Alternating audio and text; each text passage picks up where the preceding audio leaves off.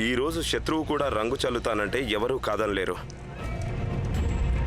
అంటే మేము శత్రువు కంటే కూడా తీసిపోయామా? నీకేం తెలియదు రాజాసాహెబ్, నీ హక్కేందో. మాఫ్ చే రాజాసాహెబ్, మళ్ళీ ఈ రంగుల ఆటిప్పుడు నేను నీతో ఆడలేను రాజాసాహెబ్.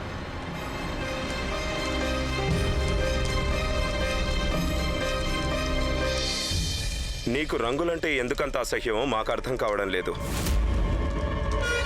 కానీ మేము నిన్ను వదిలేది లేదు.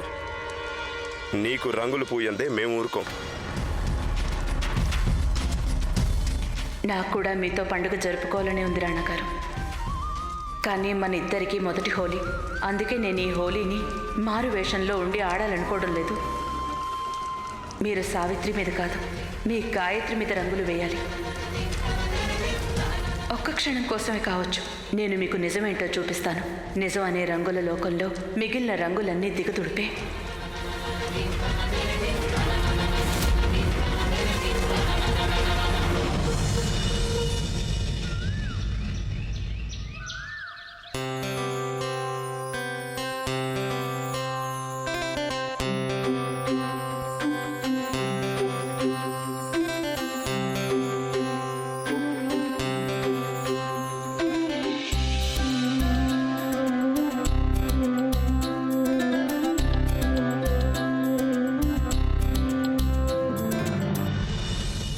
రాణా గారితో మీ మొదటి హోలీకి శుభాకాంక్షలు రాణి. లోకల్లో అందరికీ ప్రతి సంవత్సరం హోలీ పండగ వస్తుంది. కానీ మీ దంపతుల్లా ప్రేమలో మునిగిన వారికి ఏ రోజైనా హోలీ రోజే అవుతుంది గాయత్రి.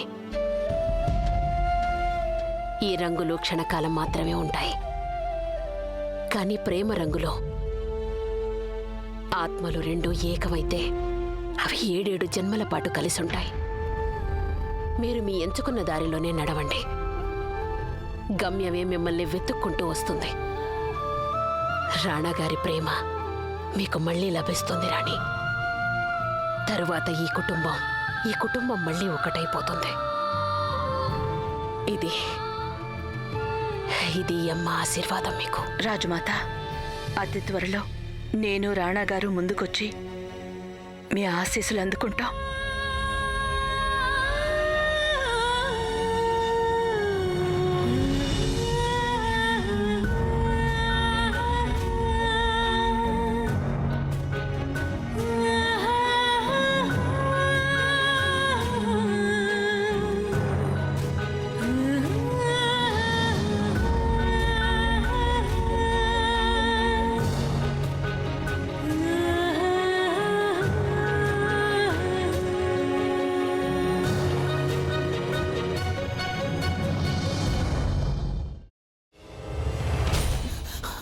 నువ్వు ఇంకేమన్నా చెప్పాలా?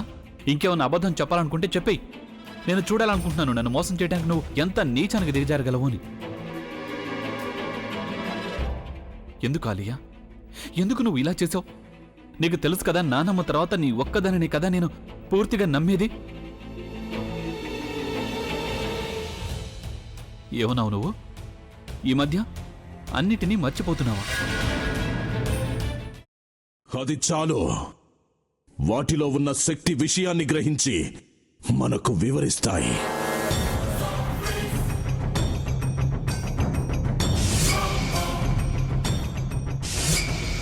ఎవరూ ఆ దండ విప్పొద్దు, గది తలుపులు తెరవద్దు.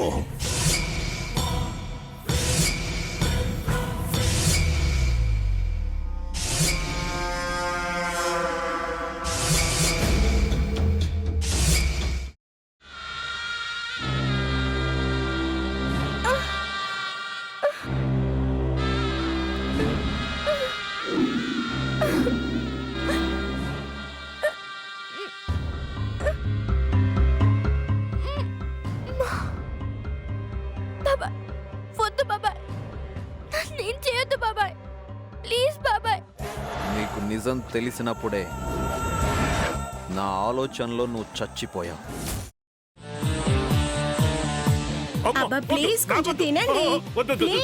భీమారావు గారు, మీరా? ఇగో మీరా కాదు, సక్కుబాయ్. అవును, మీ పనామే లేచిపోయిందని చెప్పి కంప్లైంట్ ఇచ్చినావు కదా.